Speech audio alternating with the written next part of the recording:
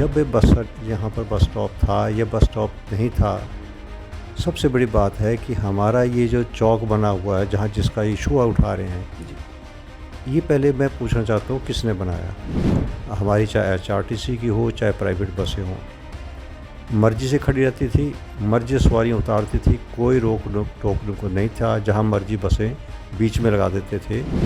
खोखे उठाए में तो क्या उस वक्त विरोध किया लोगों ने कि खोखे क्यों उठा दिए, तो क्या आज जो है इंदिरा मार्केट नहीं बनी। 22 करोड़ की DPR, केवल 28 विधायकों की DPR जो है इस वक्त जो है विधायक प्राथमिकता में गई। और मैंने मुख्यमंत्री से मिलकर जो आपका विक्टोरिया ब्रिज से जाके आपका बाड़ी तक जो बनेगी DPR, 22 करोड़ की DPR एक साल में बनाई और प्राथमिकता पे मुख्यमंत्री ने उसको जो है इस बार डालने की कोशिश की। यदि कहते हैं विधायक ने किया है, तो विधायक जो है विधायक लोगों ने चुना इसलिए है कि मैं इस सुविधाओं को ढंग से दे सकूँ। उसमें 22 ऑब्जेक्शन लगे हुए हैं और कोई उन ऑब्जेक्शनों को कोई भी दूर नहीं कर सकता। तो केवल जिसको समस्या थी, आपके माध्यम से कहना चाहता हूँ, विधायक से मिले, बात करें। और ये इस तरह के करके ना मैं कभी घबराया उन चीज़ों के साथ जो मैंने किया है। नमस्कार, स्वागत है आपका अनंत ज्ञान वेब टीवी में। इस वक्त हमारे साथ मौजूद हैं सदर के विधायक, पूर्व में राज्यसभा सांसद भी रह चुके हैं और कई मर्तबा जो है सदर विधायक भी रह चुके हैं। आज मंडी के कुछ प्रमुख मुद्दे हैं जो काफ़ी ज्वलंत चले हुए हैं, उन पे आज चर्चा करेंगे इनके साथ। सर, सबसे पहले तो आपका स्वागत करते हैं अनंत ज्ञान वेब टीवी में। धन्यवाद। सर, पहला मुद्दा जो आज मैं आपके समक्ष रखूँगा कि जो बस स्टॉप को लेकर के है, काफ़ी चर्चित मुद्दा है। बार बार ये भी कहा जा रहा है कि जो जनप्रतिनिधि हैं सदर के, उनके द्वारा जो है इसको बदलने का जो है ये किया जा रहा है, तो इस पर क्या कहेंगे आप? देखिए, विधायक हूँ और जनता द्वारा चुना गया हूँ, और विधायक का काम जो है देखना है कि हमें असुविधा तो नहीं हो रही है कहीं, उसको भी देखना है। साथ साथ जब ये बस यहाँ पर बस स्टॉप था, ये बस स्टॉप नहीं था, सबसे बड़ी बात है कि हमारा ये जो चौक बना हुआ है जहाँ जिसका इशू उठा रहे हैं, ये पहले मैं पूछना चाहता हूँ किसने बनाया, किसके माध्यम से 2 पुलों को बनाकर जहाँ बिजली का बहुत बड़ा तामझाम था, सारा उठाकर एक चौक बनाना भी मेरा एक काम था। उसमें एक चौक बना, और चौक बनने के बाद क्योंकि हमारा जो जोनो हॉस्पिटल है, जब भी मैं आता जाता रहता हूँ वहाँ से, तो वहाँ लगता था कि जाम लगा रहता है। जो बसें हमारी चाहे HRTC की हो चाहे प्राइवेट बसें हों, मर्ज़ी से खड़ी रहती थी, मर्ज़ी से सवारियाँ उतारती थी, कोई रोक टोकने को नहीं था। जहाँ मर्ज़ी बसें बीच में लगा देते थे, जिससे कि हमारा ट्रैफिक जाम लगता है। एक विधायक होने के नाते मैंने SP और एडमिनिस्ट्रेशन में कहा कि मुझे जब भी कोई ऐसी बात हो, कभी दुर्घटना हो जाए और जोन हॉस्पिटल में जाना पड़ जाए, तो क्या इसको कैसे दूर किया जा सकता है। तो उन्होंने कहा जी कि हमें 2 ही तरीके हैं, या तो इसको यहाँ से जो बसें खड़ी होती है उसको हटाया जाए वहाँ से, और एक मैं आपके माध्यम से लोगों को भी कहना चाहता हूँ कि साल 1.5 साल के अंदर, जब हमारा साल के अंदर जो हमारा नेशनल हाईवे बन जाएगा, नेशनल असेंबली, तो ये मगवाई की तरफ ही आगे जो हमारा नेशनल हाईवे वहाँ हमारा जुड़ेगा और सारी बसें उसी तरफ से जाएगी। और एक बात मैं लोगों के ध्यान में भी लाना चाहता हूँ कि आप चाहे दिल्ली जाओ चाहे शहरों में जाओ, जैसे जैसे ट्रैफिक बढ़ती जा रही है, उसको रेगुलेट करने के लिए उचित कदम हर जगह उठाए जाते हैं और सुविधा लोगों के लिए है। मुझे नहीं मालूम कि इस तरह का लोगों के प्रचार करके जब ये बात मेरे ध्यान में लाई, तो मैंने स्कूल बाज़ार में कोशिश की कि स्कूल बाज़ार में बस जो है वहाँ चढ़ने के लिए बनाया जाए, और एडमिनिस्ट्रेशन ने कहा कि शायद वहाँ भी करके देखिए। तो उन्होंने कोशिश की वहाँ भी, तो वहाँ भी जाम लगना शुरू हो गया। तो उन्होंने कहा जी हमारे पास कोई तरीका नहीं है, क्योंकि इस खेती में जो हमारे पास रेन शेल्टर बनाया है वहीं से लोग बैठ सकते हैं। और आगे भी मैंने फिर इसके ऊपर और सोचा कि इसको कैसे मैं इसको तरीके से चला सकता हूँ। बृहस्पत एक जंक्शन के अंदर हम ट्रैफिक को करें, उसको अलग अलग सड़कों पे करें।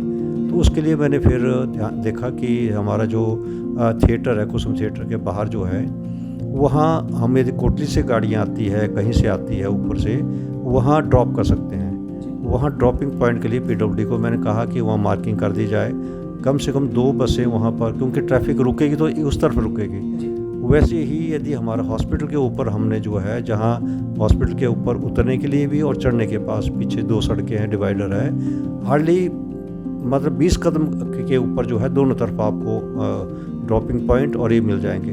उससे मुझे लगता है कि फ़िलहाल कुछ ना कुछ समय तक जो है हमारी ये समस्या का हल हो सकता है। तो केवल जिसको समस्या थी, आपके माध्यम से कहना चाहता हूँ, विधायक से मिले, बात करें। और ये इस तरह के करके ना मैं कभी घबराया उन चीज़ों के साथ जो मैंने किया है। चाहे मंडी में पेट्रोल पंप हुआ करता था, मैं याद कराना चाहता हूँ, शायद वो लोग बाहर से आए हैं, उनको इतना ज्ञान नहीं होगा। तो जब मैंने पेट्रोल पंप यहाँ से बदला तो बहुत बड़ा विरोध हुआ कि यहाँ से पेट्रोल पंप बहुत दूर चला गया। तो क्या लोग भूल गए, यदि पेट्रोल पंप होता तो हमारी हालत क्या होती है यहाँ पर। और यहाँ पर खोखे हुआ करते थे, खोखे उठाए में तो क्या उस वक्त विरोध किया लोगों ने कि खोखे क्यों उठा दिए। तो क्या आज जो है इंदिरा मार्केट नहीं बनी। और इसके लिए जो नीचे जो गार्डन बना उस वक्त भी विरोध हुआ कि मैं क्यों बना रहा हूँ। चौहट्टे का विरोध हुआ और फुटपाथ का विरोध। फुटपाथ जो है आज लोगों के लिए चलने के लिए बना हुआ है। तो आते हैं कि जब भी कोई काम होता है उसमें लगता है, जब यहाँ स्टैंडर्ड, उनको शायद पैदा नहीं हुए होंगे या तो उनको पता नहीं होगा इन चीज़ों का, स्टैंडर्ड होटल के पास बस अड्डा हुआ करता था। जो मेरे पिताजी ने बस अड्डा पार ले गए तब बड़ा विरोध हुआ कि ये देखो जी बस अड्डा तो यहाँ हुआ करता था, इसको पार ले गए आप। तो इन चीज़ों को मद्देनजर रही है, जो इशू उठा रहे हैं, जनता मेरे से बात करे और जनता को लगता है कि इसका, तो उसके ऊपर मैंने उसके लिए अल्टरनेटिव ढूंढा है कि उस चौक में जाम लगाने के। और मैं चौक का डिज़ाइन आपको बताऊंगा कि उसमें PWD से चौक आर्किटेक्ट से बताया कि कैसे गाड़ियाँ मूव होगी। और ऑटो पार्किंग के लिए जो ऑटो वहाँ खड़े होते हैं उनको मैंने स्कूल बाज़ार में शिफ्ट करने का बात की है कि वहाँ स्कूल बाज़ार में ही ऑटो लगेंगे, जिससे कि ट्रैफिक को हमें सुचारू हो। क्योंकि ये काम भी मेरा है, विधायक का काम है कि मैंने शहर के अंदर ट्रैफिक को कैसे चलाना है। सर, जो 27 तारीख को यहाँ पे भारी आंदोलन हुआ, आपकी सदर की ही काफ़ी जो है भारी संख्या में महिलाएं जो है उस आंदोलन में आई। और लोगों का कहना था, वहाँ पे जो इसकी अध्यक्षता कर रहे थे राजेश कपूर जी, उनका भी कहना था कि आप कार्य कीजिए लेकिन लोगों को तंग मत कीजिए। उनका कहना है कि लोग इस बदलाव से तंग हो रहे हैं, तो उसमें क्या कहेंगे आप?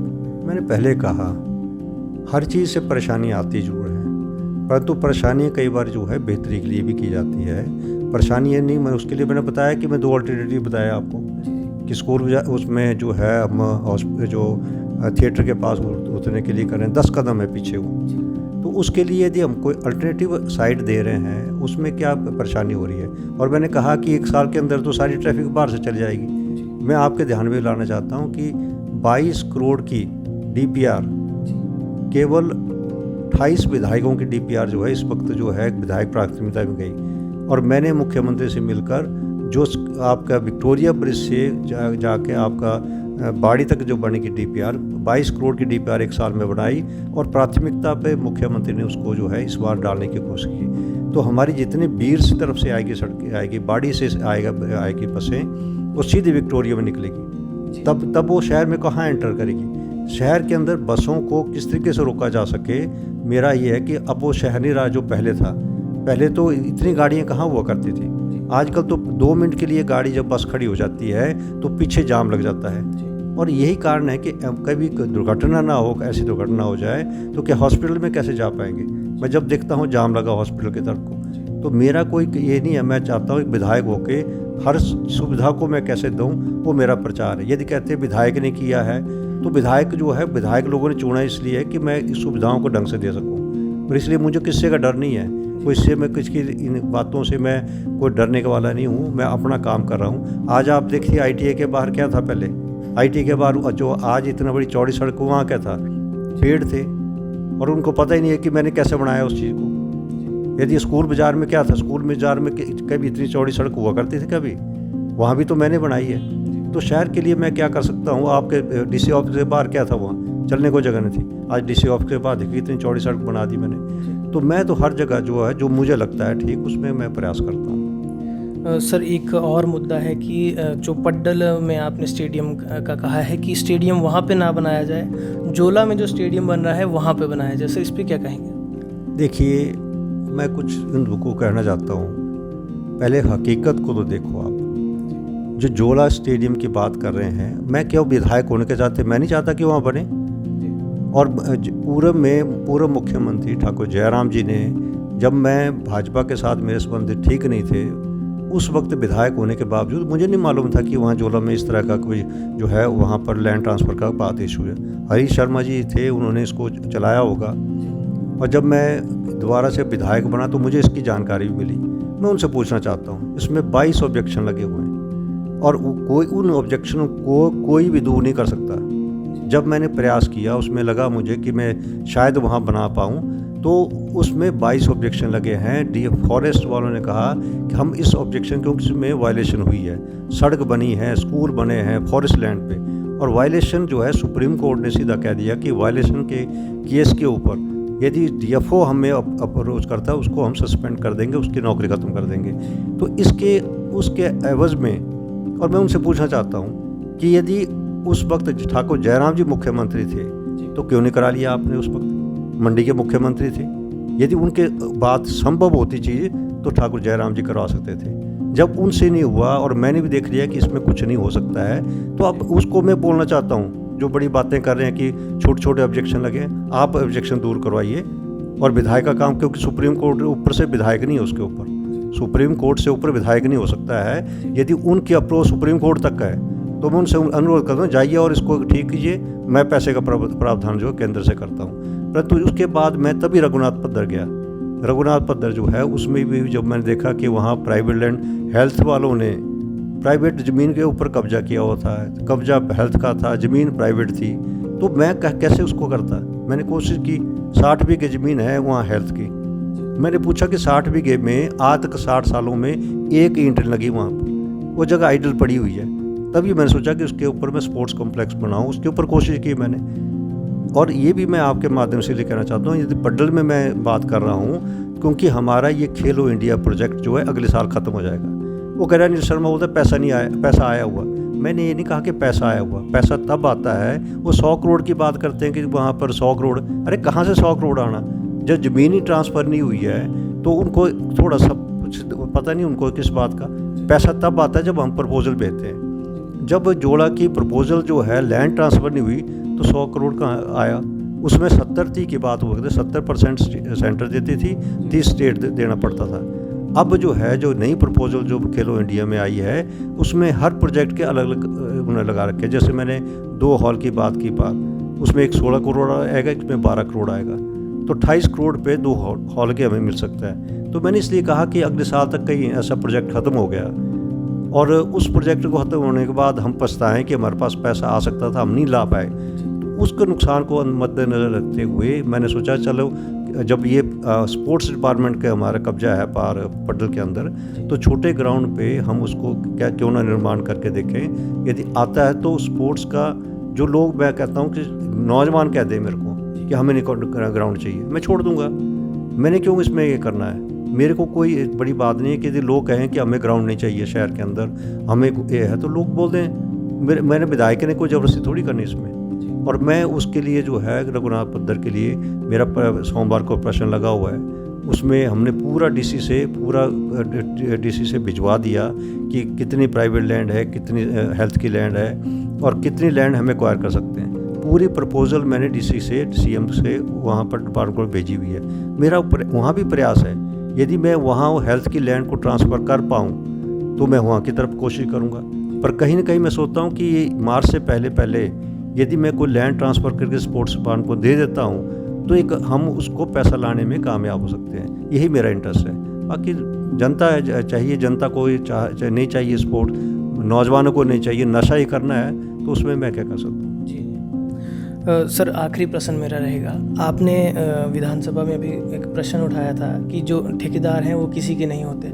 सर, क्या बात है इसमें? क्या किसी अपने ने ही कोई ठेस पहुंचाई है या फिर किसी और मतलब बात से ये बात निकली? देखिए, मैंने ऐसे कहा, ठेकेदार को का बोलने का मतलब है कि मैंने अपनी बात उस टाइम वक्त रखी जब मेरे पिताजी टेलीकॉम मिनिस्टर हुआ करते थे। मैंने वो बात का इसलिए जिक्र किया कि उस वक्त पंडित जी ने मैक्सिमम लोगों को ठेके देकर टेलीकम्युनिकेशन में लगाया, और चुनाव आ गए, और चुनाव में ऐसा हुआ कि सभी ठेकेदार कांग्रेस पार्टी की तरफ जो है डी ठाकुर की तरफ चले गए, और हमें लगता था कि ये वर्क कार्यकर्ता भी हमारे हैं और ठेकेदार भी हैं, तो शायद हम चुनाव नहीं जीत पाएँ। परंतु उल्टा हुआ, कांग्रेस और भाजपा की जमात जब्त हुई। तो मेरा बोलने का मतलब था कि आज जो ठेकेदार हैं वो क्वालिफाइड होने चाहिए। ये बोलने का मतलब था कि ठेकेदारों को आप एक, जैसे हम किसी को ट्रेनिंग देते हैं तो उसके लिए मैं चाहता हूँ कि ठेकेदारों को पता हो कि हमको काम करें। मैं अभी गया, एक जेसीबी लगी हुई थी जिसका जिक्र मैंने विधानसभा में किया, और एक ड्रेन को खोदाई कर रहे थे सड़क के साइड में, 2 फुट ड्रेन कर दी। तो जो पानी का नुकसान है वो पानी का ड्रेन में नहीं खड़ा रहेगा, उसमें ना डिपार्टमेंट के लोग जाते हैं देखने, ना जेई का सर्वेयर जाते हैं देखने। तो पीडब्ल्यूडी की हालत है कि जो चीज़ शुद्ध भी रही है उसको नुकसान कर देंगे। तो कौन कर रहा है? जो ठेकेदार। हम कहते हैं ठेका लो आप, पर क्वालिफाइड हो, उनको पता हो कि हम क्या कर रहे हैं। जिसका जिक्र मैंने कहा सैंड मोहल्ले में जाते मैंने उनको बोला, मैंने कहा भाई ये पत्थर की दीवार जो है ये पीडब्ल्यूडी की दीवार है, इसके ऊपर अब आप पीसीसी दीवार लगा रहे हैं इसके ऊपर, और 2 दिन के बाद वो गिर गई। तो क्या ये मेरा विधायक का काम है? ये क्या इसको एसडीओ और एक्स नहीं देख सकते थे कि हम कहाँ लगा रहे हैं? और ठेकेदार का जिम्मेदारी दे दी, तू करता रहे जो काम। तो मेरा केवल ये है कि ये सरकार का पैसा है, हम नहीं चाहते कि हम ठेकेदारों के विरोध में, परंतु क्वालिफाइड हों, जो अब अच्छा बुरा और उनके ऊपर पेनल्टी लगे गलत काम के ऊपर। तो मैं कभी किसी इसके पक्ष में नहीं हूँ कि किसी को काम दो आप अपने चेतों को भी काम दो, पर कम से कम उसके ऊपर क्वालिटी का चेक होना चाहिए। यही कहना था। मैं जो विधानसभा के अंदर मेरे को लगता अच्छा लगता मैं बोल देता हूँ, और किसी ठेकेदार से मेरा कोई विरोध नहीं है, काम उन्हें रोजी रोटी कमानी है, परंतु सरकार के पक्ष में सरकार को जिम्मेवारी होनी चाहिए, पीडब्ल्यूडी डिपार्टमेंट की जिम्मेवारी होनी चाहिए, यही मैंने कहा है। अनंत ज्ञान से जुड़ने के लिए बहुत बहुत धन्यवाद। धन्यवाद। ये थे सदर विधायक अनिल शर्मा जी, जिन्होंने जो भी मंडी शहर में जो समस्याएं आजकल चली हुई है, जो ज्वलंत मुद्दे हैं, उन पे जो है स्थिति स्पष्ट की। जुड़े रहें अनंत ज्ञान टीवी के साथ। नमस्कार।